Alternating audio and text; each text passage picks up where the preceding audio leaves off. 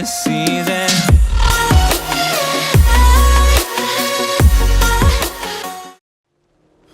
Xin chào mọi người, chào mừng các bạn đã quay trở lại với kênh của mình. Đầu tiên mình muốn nói rằng là video này sẽ mang đến cho các bạn một cái nội dung nó rất là quan trọng. Và mình có thể dùng từ là nó khá là nhạy cảm một chút xíu. Ở đây nhạy cảm không phải là không phù hợp với lứa tuổi, mà là nó thuộc cái vấn đề nó sẽ gây tranh cãi á. Đây, mọi người không cần phải lo về cái từ nhạy cảm nha. Nhưng mình muốn rằng là các bạn hãy xem video này cũng như là nêu cái quan điểm của các bạn lên. Và mình rất mong các bạn xem đừng có tua. Đầu tiên thì mình sẽ đá nhẹ qua một chút về cái sự kiện trong game. Phải gọi là game đang rất là tuyệt vời các bạn ạ. Nếu mà các bạn có nghe tiếng gà gáy thì thông cảm cho mình nhé. Game rất là yêu ái khi đã ra sự kiện pháo băng này. Nếu như mà các bạn có tầm 1.200.000 tín dụng thì chúc mừng bạn, pháo băng 10 đã thuộc về bạn 100%. Và các bạn không cần phải chờ đợi cái gì nữa. Ở đây chúng ta sẽ có 6 cái hàng, mỗi hàng 5 ô. 1, 2, 3, 4, 5, 6. Đấy, 6 x 5 30, 30 nhân với 4 là 120. Thì các bạn có thể hiểu là các bạn sẽ cần 1.200.000 tín dụng, 1.200.000 tín dụng để có thể sở hữu được cái pháo băng 10 này, rất là tuyệt vời các bạn ạ. Ở cái tài khoản cày chay này của mình hiện tại đang có 600.000 thôi, thì mình sẽ cố gắng mình cày đến 2 ngày nữa. Tại vì cái sự kiện này nó là trong tầm 2 ngày mà các bạn, 2 ngày mà là 22 giờ thì gọi thì cho làm tròn nên là gần 3 ngày đi. Thì mình cứ cày rồi mình sẽ quay để thử vận may hên xui như nào nha. Chẳng mấy khi các bạn ơi, thì mình cứ quay thôi. Tiếp theo thì trong sự kiện này chúng ta lại đã có 2v2 100 coin rồi. Mới hôm nọ mình vừa than là game mãi không có sự kiện gì thì game hôm nay nó đã cho. Thì cái này các bạn vừa có thể làm cái này kết hợp để hoàn thành cái sự kiện con seeker ở đây. Rất là tuyệt vời đúng không? Thì đó là về phần sự kiện. Mình sẽ cố gắng cày cuốc trong 2 ngày để xem cái lượng tín dụng của mình lên cỡ nào nha. Thì mình sẽ quay để hên xui thôi. Tất nhiên là mình trong tài khoản này mình đã có cái cối lựu đạn 10 bắn rất là ngon rồi. Tuy nhiên có thêm cái pháo băng 10 thì cũng là một cái điều tuyệt vời thôi. Và mình cũng mong, mình bảo rồi, nếu mà muốn chơi tiết kiệm thì hoàn toàn có thể là nâng đôi nọ đôi kia lên, lắp cho nó ngon. Trong video này thì mình sẽ nói về hack game và hạ lực chiến nhé. Hôm nọ thì mình có xem được một video, có một bạn khán giả, bạn ấy quay một thanh niên hack game. Và bạn ấy có bảo là hy vọng mình xem được để mình giúp tố cáo ấy. Thì ngay lập tức bên dưới phần bình luận có một cái bạn Việt Nam vào đấy, bạn ấy gọi là có những cái lời lẽ nó không được hay ho. Bạn ấy bảo là bản thân mờ hạ lực chiến hành người ta mà lại còn lên giọng kêu là hack game, phá game. Bản thân mờ hạ lực chiến thì cũng phá game đấy, mà lại còn bày đặt là lên án người chơi hack game. Nên là mình quyết định mình làm video này. Và hơn hết là trong video này cũng có một cái tài khoản Việt Nam có seeker nhưng mà hack tốc độ để cày điểm. Thì tại vì là có người Việt Nam nên là cái này nó sẽ bị lôi ra để mổ xẻ rất là nhiều. Nếu như mà chỉ là người chơi nước ngoài thì ok, chúng ta có thể vui vẻ và là tố cáo cùng nhau. Nhưng mà hễ là có người Việt Nam vào một cái ấy, thì cái vấn đề này nó sẽ lại được lôi ra tranh luận rất là nhiều. Nó giống như cái video đầu tiên mà mình đọc vậy á, là người ta sẽ bảo là những cái thanh niên hạ lực chiến ấy mà lại còn lớn giọng tố cáo người ta hack game thì tại sao không nhìn lại bản thân. Tại vì hạ lực chiến nó cũng không phải là cái hành động tốt đẹp gì, và nó cũng khiến cái con game và những cái người mới chơi không có trải nghiệm tốt và người ta sẽ chán game. Thế hà cớ gì mà mấy cái ông hạ lực chiến lại có quyền để tố cáo những người hack game. Đấy, vấn đề nó ở đấy nhá. Thì đầu tiên mình muốn nói, lúc mấy hôm trước có một bạn nick YouTube là Thanh Nguyễn đây này, bạn ấy có tố cáo một thanh niên hack game. ID đây. Thì khi mà mình kiểm tra, hôm nọ mình làm video bảo các bạn tố cáo rồi thì không biết là mọi người đã tố cáo hay chưa. Thì hiện tại mình kiểm tra thì thấy thanh niên này vẫn on game được các bạn ạ. Thì nếu như mà các bạn chưa tố cáo thì làm ơn hãy vào đây tố cáo nha. Còn nếu mà các bạn đã tố cáo 1-2 nghìn vé tố cáo rồi mà thực sự thanh niên này vẫn chưa chịu phạt thì mình sẽ có cái hành động quyết liệt hơn. Nên là mình mong các bạn, nếu ai mà chưa tố cáo thì hãy chung tay tố cáo một phiếu nha. Thì mình sẽ đỡ phải gọi là liên hệ trực tiếp, nó mất thời gian hơn ấy. Thật ra là đúng là mình liên hệ, mình chỉ nhắn vài ba dòng thôi mà hiện tại game nó đang có vài cái vấn đề về mod ấy. Đây, cái vấn đề về mod là nó đang được ưu tiên lên hàng đầu. Tại vì cái mod là cái liên quan đến trải nghiệm của rất nhiều người chơi nên nó phải được ưu tiên hàng đầu. Còn bây giờ mà nhắn 1-2 câu là ở ạc này hack hết các thứ ấy, thì mình thấy rằng là người ta sẽ không ưu tiên giải quyết mà người ta sẽ giải quyết cái mod đầu tiên, tại vì cái mod nó đang bị những cái sắc thái xấu nhiều hơn. Mọi người hiểu ý mình không nhỉ? Nếu như mà các bạn chưa tố cáo ấy, thì hãy tố cáo nhé. Tiếp theo là chúng ta có một video tố cáo của bạn Sky. Bạn Sky, bạn ý cày giải đấu gặp một thanh niên cái gì hình như là Destroyer cái gì ấy, mờ quá. Bạn Sky quay video mờ quá. Nhưng mà mọi người nhìn chú ý kỹ, ở đây sẽ có một con Nomad bên team của bạn Sky này. Nó hack tốc độ, nó lướt các thứ liên tục. Mọi người có thể chú ý kỹ nhá. Đây này. Này. Đây này, nó bị khống chế này. Mà mình cũng lưu ý cho bạn Sky cũng như là những bạn khác nhá. Lần sau mà gặp hack ấy thì hãy chú ý chạy theo thanh niên hack ý. Nếu mà cùng team chú ý chạy theo nhá, chứ đừng lia camera quay quá nhiều chỗ. Đây này, bạn Sky mình thấy là bạn ý đang lia cam nhìn mục tiêu nọ nhìn mục tiêu kia. Đây thấy chưa? Bạn muốn là nêu bật lên thành phần hack ở trong team thì bạn phải luôn chĩa cam vào nó để mình có một cái nhìn toàn diện, chứ bạn cứ lia cam ra chỗ nọ ra chỗ kia rất khó, video thì mờ. Đây này, thanh niên Destroyer cái gì này mờ lắm, thực sự rất là mờ đấy. Để mình cứ thấy nhòng lướt cái gì ấy. Đâu rồi? Đây này. Rất là khó nha. Đấy, các bạn hãy nhìn. Nhưng đây này, đoạn này thì rõ ràng hơn này. Đây, rõ ràng đây nó lướt này. Đây là nó hack tốc độ chứ không phải nó hack hồi chiêu nhá. Đây là hack tốc độ không phải nó hack hồi chiêu nhá. Thì cuối thì bạn ấy có gửi ID hầm đây. Đây, thanh niên đây, ID hầm đây. Hầm đầu số 200 55678 nha.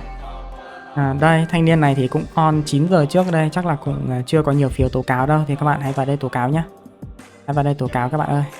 Đó, hãy vào đây tố cáo thanh niên này nhé. ID đây, rất là giàu luôn. Rất là giàu nha. Rất là giàu các bạn ạ. Như này tố cáo có phải khóc không? Khóc liền tù tì luôn chứ còn gì nữa. Nên mọi người hãy vào đây tố cáo thanh niên này nhé. Tiếp theo chúng ta sẽ đến với một anh bạn Việt Nam cũng có Seeker. Mình sẽ cho các bạn xem nha. Đó, chơi trong chiếm cứ điểm. Đây này. Tên là Long Giang nha. Long Giang nha. Cái anh bạn này đã bị khá nhiều người Việt Nam tố cáo với mình rồi. Đây này, từ từ nha. Đấy, hack tốc độ nha. Tốc độ di chuyển rất là nhanh liên tục. Rồi biến ra sau lưng con Zephyr này. Biến ra sau lưng này. Từ từ nha. Chuẩn bị biến này. Điều biến bằng bay màu luôn. Đấy, tên là Long Giang nhá. Đây là Long Giang nha. Đây, hầm đây. ID là 721292241. Đó, đây nha, 721292241. Đây chính là hầm ý nha, trong clan TAE. Clan này tên hơi quen nhỉ. Đấy, hầm rất là ngon luôn, chắc là nạp rất nhiều đây. Thì các bạn hãy cho một phiếu tố cáo nhá. Chính vì hôm nay gặp một bạn Việt Nam có ạc ngon này, hack tốc độ này, bị tố cáo nhiều nên mình mới phải làm video này. Được rồi, mình nói tiếp đoạn đầu nhé. Khi một người chơi hạ lực chiến lại đi lên án tố cáo một người chơi hack, thì cái người chơi hack đó sẽ quay lại và nói cái người chơi hạ lực chiến rằng là làm như vậy thì có khác gì là chó chê mèo lắm lông đâu. Về cơ bản là cả hai cái hành vi chơi này nó đều không khiến cho những người chơi khác có trải nghiệm tốt đẹp. Và cả hai hành vi này nó đều phá hoại trò chơi. Và nó đều không phải là cách chơi nghĩa hiệp gì cả. Những bạn nào mà bảo là rằng là hạ lực chiến tại sao không lên án mà lại lên án hack game thì các bạn hoàn toàn sai lầm. Là hạ lực chiến cũng bị lên án như bình thường, hack game cũng bị lên án như bình thường. Thế tại sao bây giờ mình không cứ làm video là thanh niên này hạ lực chiến này tố cáo đê. Vấn đề nằm ở chỗ là game bây giờ nó đã có mod nó giúp các bạn một cái cách khác để chống lại hạ lực chiến. Và hạ lực chiến nó cũng chỉ đơn giản giống như một cái mức độ cao hơn của việc nạp game vậy. Các bạn gặp dân nạp ở trong game Make Arena, mình thấy chống lại dân nạp nó ở mức gọi là bình thường, chung thôi. Nó không có gì đó quá khó khăn cả. Thì các bạn gặp hạ lực chiến nó là một cái mức khó khăn hơn. Về cơ bản, những người chơi hạ lực chiến ấy thì người ta không can thiệp vào những cái vấn đề như kiểu là hồi chiêu, hồi kỹ năng hay gì liên tục cả. Mà nó chỉ đàn áp theo cái kiểu gọi là ăn gian cái điểm sức mạnh hầm chứa thôi, để người ta đi cày điểm cũng như là bón hành cho những người chơi khác. Và những người chơi khác vẫn có cái cơ hội để chống lại những cái người hạ lực chiến, chứ không phải là hoàn toàn không thể làm được gì. Còn về hack game thì nó có muôn hình vạn trạng, có thể hack tốc độ này, hack bất tử này, hack hồi chiêu này. Thử hỏi là một người đã hạ lực chiến rồi mà còn hack game nữa thì nó kinh khủng đến cỡ nào, nó có thể cày cái game nát bét đến cỡ nào. Tại sao game nó cứ phải có những cái bản cập nhật mới liên tục? Thì tại vì nó cần có những cái bản cập nhật mới để nó loại bỏ những cái người hack game đi. Mọi người thắc mắc rằng là tại sao game không có hệ thống để ban hack vĩnh viễn, đúng không? Nhưng mà các bạn cũng phải hiểu là những cái thanh niên mà làm file hack ấy, nó cũng liên tục cập nhật cái file game cơ. Có nghĩa là game có file nào cập nhật là nó lại cập nhật cái file đó để nó hack. Nó cũng giống như kiểu các bạn tải file APK ấy. Các bạn tải file APK, các bạn cài vào máy điện thoại các bạn chơi ấy. Tuy rằng game đã bị xóa ở Việt Nam nhưng các bạn vẫn chơi được, các bạn vẫn tham gia sự kiện được. Đấy, nó là vấn đề là cái chỗ ý. Thì những cái thanh niên hack cũng vậy. Những cái thanh niên hack nó cũng tải những cái file APK về, xong nó chỉnh sửa để cho các bạn hack được, nhưng mà các bạn vẫn có thể đi theo được những cái phiên bản cập nhật. Thì đó là về cái độ oái âm, cái độ gọi là khó chịu của những cái thanh niên tạo file hack. Và game nó đang chống lại hacker bằng cách là liên tục có những cái bản cập nhật, các bạn ạ. Chứ hiện tại game nó không thể có một cái hệ thống, chưa có hệ thống anti hack được hết. Cái lúc đầu khi mà mod nó ra mắt, các bạn đều than rằng là tại sao bot khỏe các thứ, đúng không? Nhưng sau một thời gian mình thấy có nhiều bạn khoe rằng là cái mod đã giúp các bạn chống lại hạ lực chiến rất là tốt. Có thanh niên dùng shirt với siêu pháo 16 khống chế mà bắn mấy phát không làm gì được bạn ý, và bạn ý đã có cơ hội để hạ gục, thì điều đó là rất là tuyệt vời. Đó cũng là một trong những cách để game nó mang cái thế hơn cho những người chơi, gọi là những người chơi dưới thấp, và những cái người chơi hạ lực chiến sẽ bị ảnh hưởng bởi cái cơ chế mới này của game. Mọi người xem video của mình các bạn sẽ biết là đầu tư như thế nào tốt để chống lại hạ lực chiến. Hạ lực chiến thì nó gọi là một cái, nó ăn liền với con game này rồi, nó không thay đổi được. Tại vì cái điểm sức mạnh thầm chứa ấy, nó liên quan đến cái việc nó tìm trận đấu, nó thiết kế trận đấu ấy, nó không thay đổi được. Trừ khi game này mình nghĩ là có rank đi, có rank hay là nó làm theo cái gì đó đi để khiến người chơi không thể lắp cái kiểu kia để chơi ấy, thì còn may ra. Chứ còn nếu mà vẫn cứ lắp theo kiểu vậy được và hệ thống nó vẫn ghép theo kiểu vậy thì hạ lực chiến vẫn cứ tồn tại là mãi mãi các bạn ạ. Mà game nó sẽ phải nghĩ ra những cái cách để giúp những người chơi khác có thể chống và đối phó lại những người hạ lực chiến. Có nghĩa là anh hạ lực chiến thì anh cứ hạ đi, còn tôi sẽ tạo nên những cái công cụ để những người chơi khác chống lại anh. Tất nhiên là anh cũng có thể dùng những cái công cụ ý của tôi, nhưng mà nếu dùng không khôn ngoan ấy thì những người chơi khác sẽ khiến anh phải khó khăn khi mà cứ chơi kiểu như vậy. Mình thì cho dù là hạ lực chiến hay là hack game thì mình đều không có cái nhìn thiện cảm, cũng như là mình không hề cổ vũ hay là động viên hay là bảo vệ cái người chơi nào cả. Có nhiều bạn khán giả mới đến kênh của mình cứ hỏi mình là hạ lực chiến là gì, hướng dẫn hạ lực chiến đi, thì mình đều trả lời một cái câu là mình không biết. Để mình trả lời thế cho nó nhanh. Và trong clan của mình thì mình cũng muốn đặt ra một cái clan tiêu biểu cho cái việc là chơi không hạ lực chiến, chơi nghiêm chỉnh, chơi đàng hoàng. Ai ở lại được thì ở, mà ai cảm thấy không ở lại được thì mời ra đi. Mình sẽ dần dần để khiến cho cái clan của mình là những con người, những thành viên ưu tú nhất trong cái việc chơi game. Người ta vẫn chơi bình thường, vẫn có tài nguyên ngon, vẫn là những con người mạnh mẽ, không cần phải hạ lực chiến. Các bạn hạ lực chiến, một là các bạn hay than thở rằng là ở game thế nọ game thế kia, không hạ thì lấy đâu ra tài nguyên. Thì đó là một cái góc than thở của các bạn. Còn mình thấy rằng là chả cần hạ lực chiến, mình vẫn chơi tốt, vẫn chơi bình thường, chả làm sao cả. Cày game mọi người không nhất thiết phải là cày thật nhiều, thật khỏe cho nó gọi là một cái đội hình full tím. Trong quá trình mình trải nghiệm tài khoản cày chay cũng như là tài khoản chính của mình thì mình thấy là mỗi cái đều có những cái sự thú vị riêng. Tài khoản chính thì mình gặp những người đối phương khó này, những người đối phương kỹ năng cao này. Thật ra không phải ai kỹ năng cao, nhưng mà nói chung ấy là gặp những người ta full tím các thứ, người ta những đồ ngon thì đánh nó cũng căng thẳng. Còn tài khoản cày chay của mình thì mình có gặp dân nạp, có gặp những người chơi khác. Trận đấu nó đông vui, nó vui vẻ, nó cũng có những cái thử thách, nó có những cái niềm vui riêng.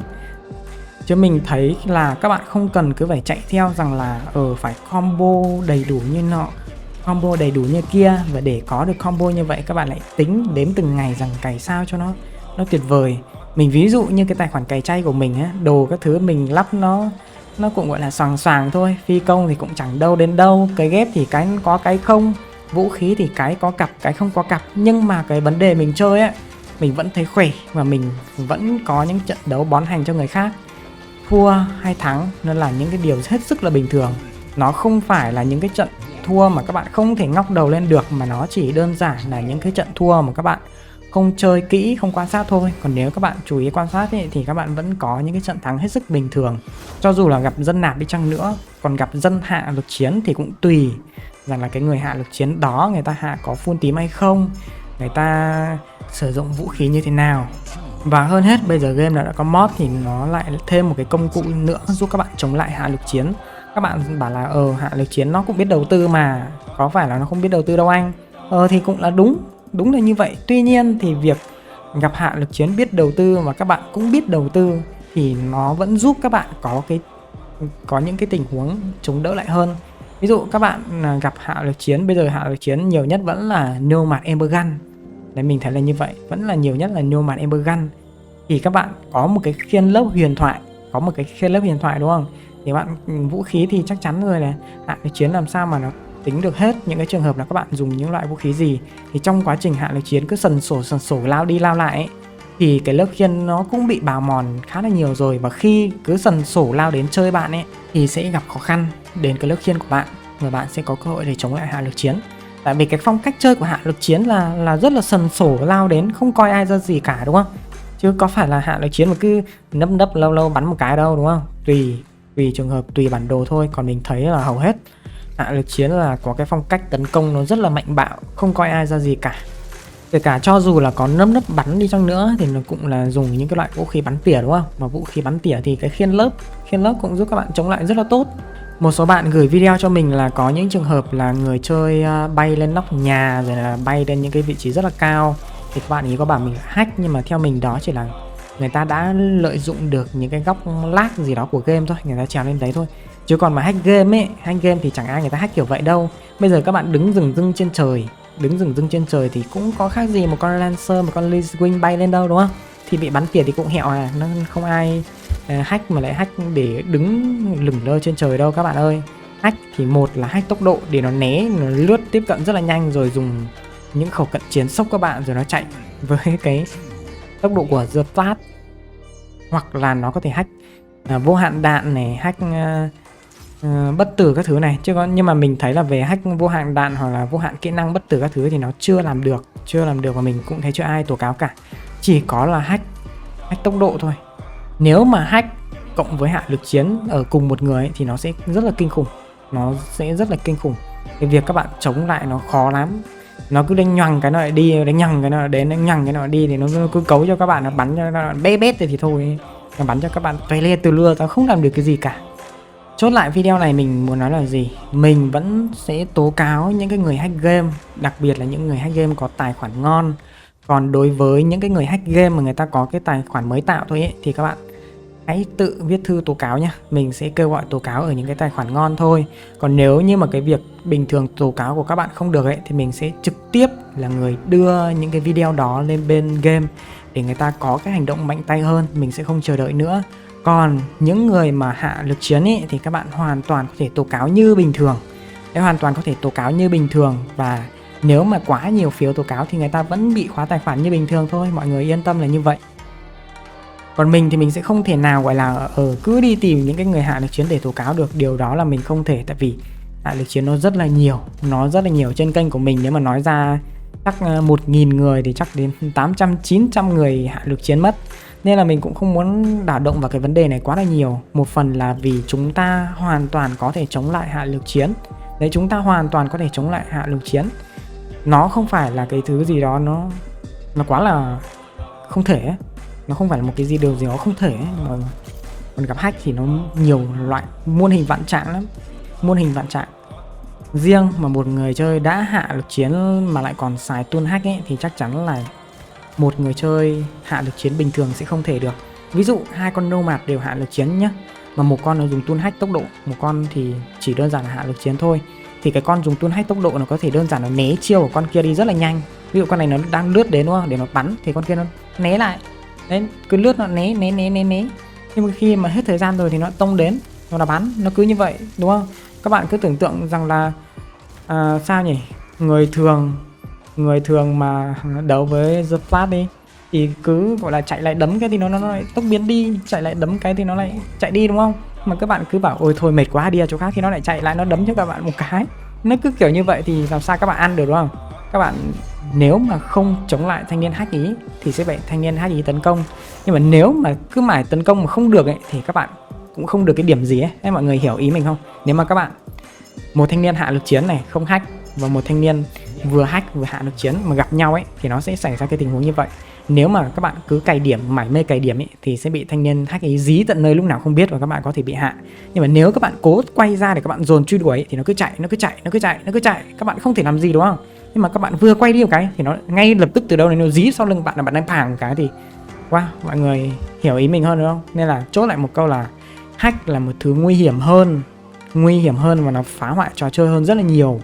Hạ lực chiến nó là hành vi chơi không đẹp và nó cũng là hành vi phá hoại trò chơi. Tuy nhiên game nó cũng cố gắng để nó có thêm những cái thứ giúp cho những người chơi khác chống lại hạ lực chiến. Còn ở thời điểm bây giờ mình thấy hack là thứ game vẫn chưa xử lý được. Thế mình phải gọi là chưa xử lý được các bạn ạ. Và nó nguy hiểm. Nên là mình muốn gọi là làm một cái người tố cáo thủ công.